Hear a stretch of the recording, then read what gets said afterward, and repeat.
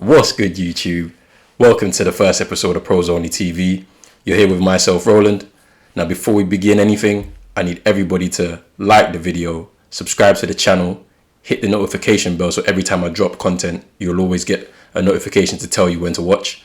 And also, when you finish watching this video, share it with a friend so we can continue to grow this channel and grow this little community that I'm trying to build as we keep rolling on. But yeah, let's get into it. So yesterday, Manchester United beat Brighton 2-1 in the Premier League. Goals from Rashford and Greenwood.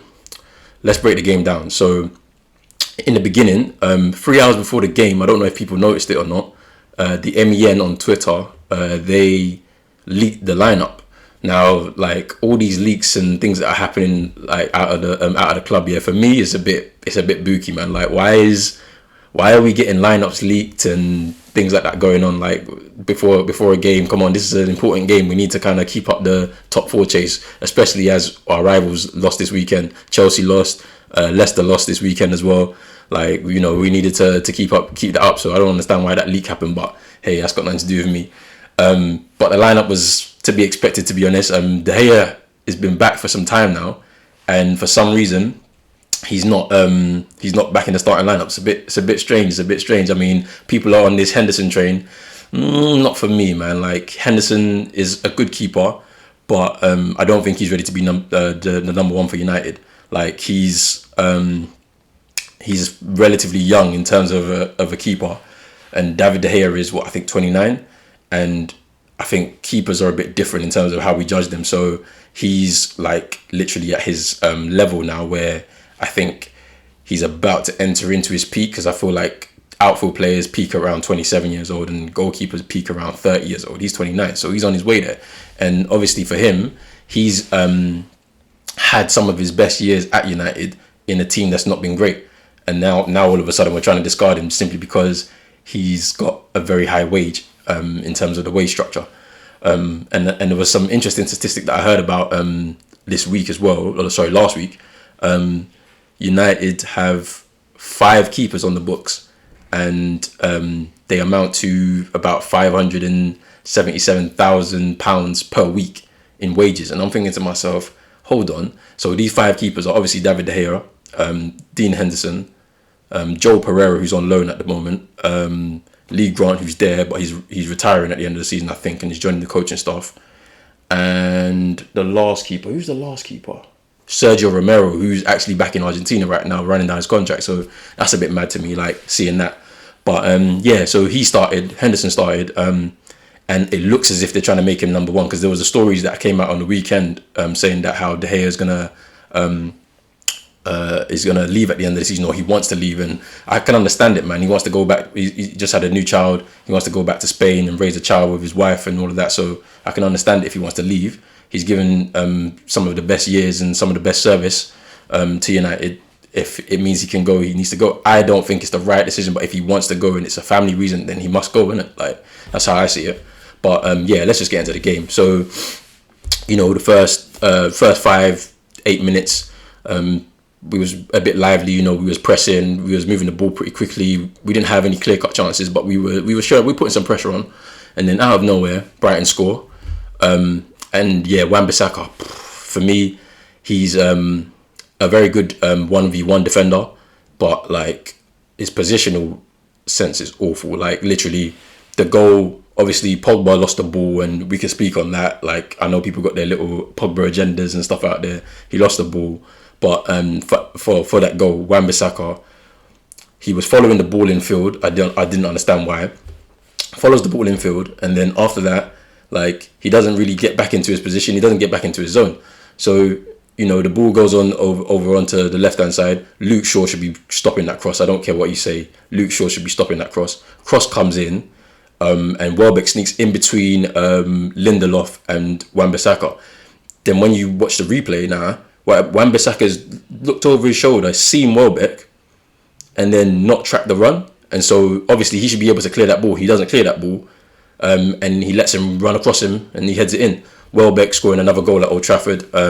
This guy's only scored 2 goals this season in the Premier League, so like, we should not be allowing this guy to score. But anyway, And that is our 33rd goal that we've conceded this season in 30 games. Now imagine that, like a defence that costs 200 million, maybe a little bit more if you add all of their transfer fees up, and they've conceded 33 goals this season, a lot worse than last season. It's mad. And they've been talking, and then people are coming up with the Harry Maguire statistics and all of that to try and boost him up. But for me, I don't see it, man. I watch football with the eye test. I don't do the whole statistics to try and back up what I'm trying to try and back up my favorite players. No, I watch the games and then I make my judgments. Like simple as, the old school stuff. You get me?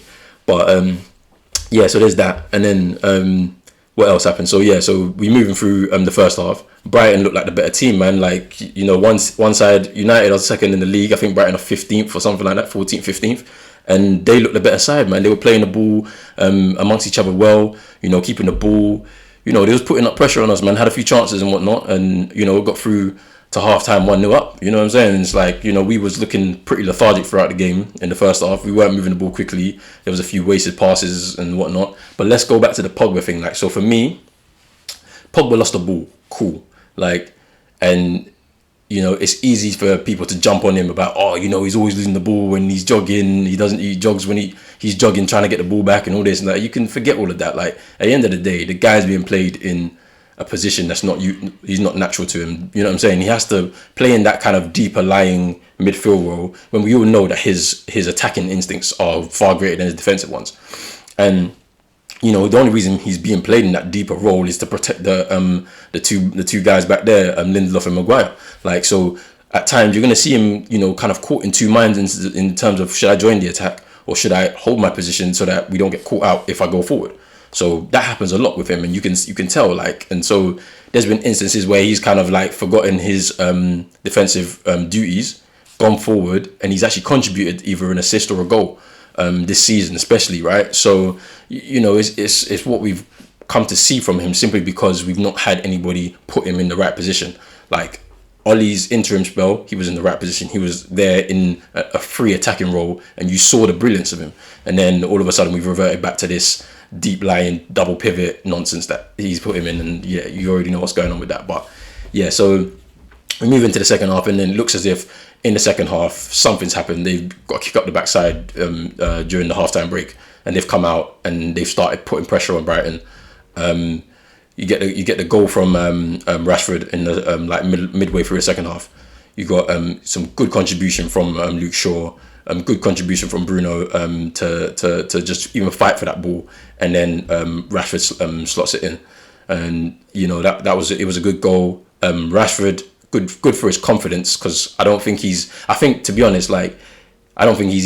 kind of gone beyond the barrier of a confidence player now. I feel like he can contribute regardless of who's playing one. That's good, but I would prefer if he could put together consistent performances as well as contributing goals and assists and whatnot. So, another goal for him. Like, he's going to break his record, I think, from last season in terms of goals across the season, and probably assists too.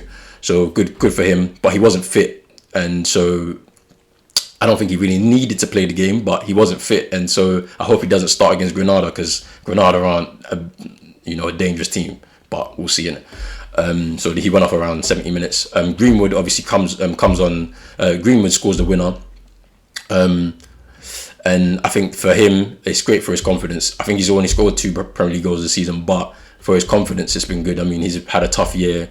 Obviously, it's that second album syndrome. When a musician has a first album and it's banging, but then there's so much expectation for the second album. That's Greenwood, man. Greenwood had a banging first season, man, like banging goals all left, right and centre after lockdown, and then you've seen the expectation levels have risen for him this season, and he hasn't really kind of lived up to it, simply because he's a young player, man. He's 19. He's not gonna be he's not gonna be at world level yet, you know what I'm saying? He's just finding his feet in first team football, you know what I'm saying? So, plus all the stuff in his private life and whatnot that's kind of been plaguing him and whatnot. So, it's good to see him back amongst the goals. He played really well. I think he has a slight shout for man of the match. Maybe Luke Shaw is a little bit ahead of him, because I think Luke Shaw was faultless today. Yesterday.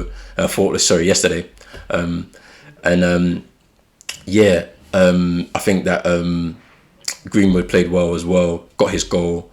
We got to speak about Cavani. Cavani's been since March, so since last month, right? there's been some murmurings about him wanting to join Boca Juniors in the summer and end his contract at United. To be honest, for me, he can go if he wants, like, because the circumstances surrounding him joining the club was just like mad. Like he was a free agent in March of last year, right? He's been available, and then we didn't get him until the final day of the transfer window last summer. So, and then we're paying his agent a mad amount of fees, plus we're paying him several millions in wages over this year, like this year's contract. There's no, like, what's the point in keeping him? I mean, I've heard some rumors about they want to keep him because they want his experience in the dressing room, but it's moving like a vibes thing. Like, what does he actually contribute to the side? Can he actually contribute a certain level to what we need? If we need an impact, experienced head to come on and do a job, then you play him as that. You don't start him in games where, like, it's kind of like, it's basically dead rubber. Like, do you know what I mean? We're not going to win the title this season, so do you need to start him in this game? Greenwood could have benefited more from starting that game up front and getting more experience in the number 9 role. But what do I know, innit? Like, I'm the manager, you get me? So, I mean, yeah, so we have that. In terms of some good performances, Fred put in a shift. I think he played well. Apart from losing the ball a few times, but this is what happens when you try to risk. I don't understand why people are so hung up on midfielders losing the ball. There's going to be certain midfielders who keep the ball really well and they know how to recycle possession well, but there's others that are, risk takers, so they want to keep trying to play a pass but always trying to pass forward. And if you're trying to pass forward, you're doing the right thing. 9 times out of 10, you're always going to get the pass through to the player you want, and then you're going to be able to create an opportunity for the attackers. But is what it is. People are hung up on that. I don't really mind. I think he played well. He intercepted a lot. You know where he comes with the energy and stuff like that. I think Ahmad should have got a chance. A little bit as well. Like, maybe give him 10 minutes, because we haven't seen him since his debut in the Europa League. So that's a bit of an issue there. But yeah, apart from that, I think it was a hard fought win. I think we put them under pressure in the second half. And they kind of retreated, and the pressure kind of told. So that's another win. I think we are guaranteed for top 4 now. It's just depending on where we finish. Leicester's run is pretty tough, so and they're gonna have one eye on that FA Cup semi-final, because it's an opportunity for them to at least get to a final of the FA Cup. So there's gonna be a bit of distraction there. I think for United, they need to go all out for the Europa League. We literally have we got Granada on Thursday, so watch out for the match reaction after that game, and I think we should beat them comfortably over 2 legs, but you just never know with this United side. You never know what side because we could go and do a Sociedad away, win that game 4-0 and be cruising into the semis of this tournament, or we can make it a really hard fought game. They could really be up for it, and you never know.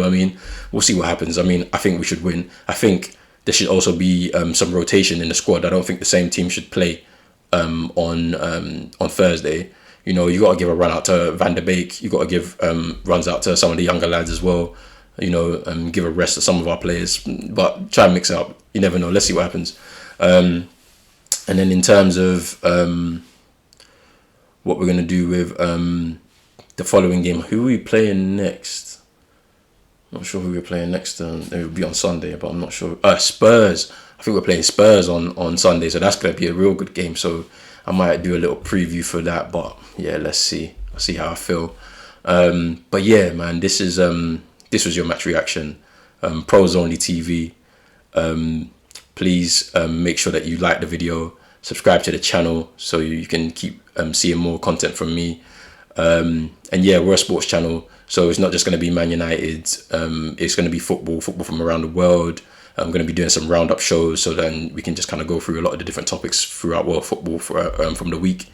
Obviously, match reactions after the games. I might do some analysis pieces as well on different avenues of football, from players, managers, tactics, and whatnot. And then yeah, obviously, going to be jumping into some NBA content as well. Yeah, because basketball, I love basketball as well. So there'll be some NBA content.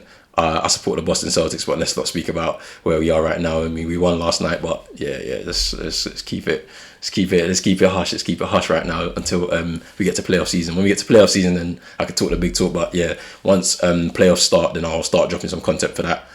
Maybe get some guests on here so we can like just have some fun and literally just go through the games and just enjoy it. And then yeah, maybe do a little bit of boxing as well. Obviously, Dillian White had his fight last week, won that fight, great for him. But yeah, the big one's coming this year, I believe. I think they've signed the contracts now. Anthony Joshua versus Tyson Fury. So yeah, that boxing content's definitely going to be something I want to be doing on the channel as well. But I mean, that's it from me. But yeah, make sure you do subscribe to the channel, like the video, share it with a friend, and then yeah, that's me signing out. Peace.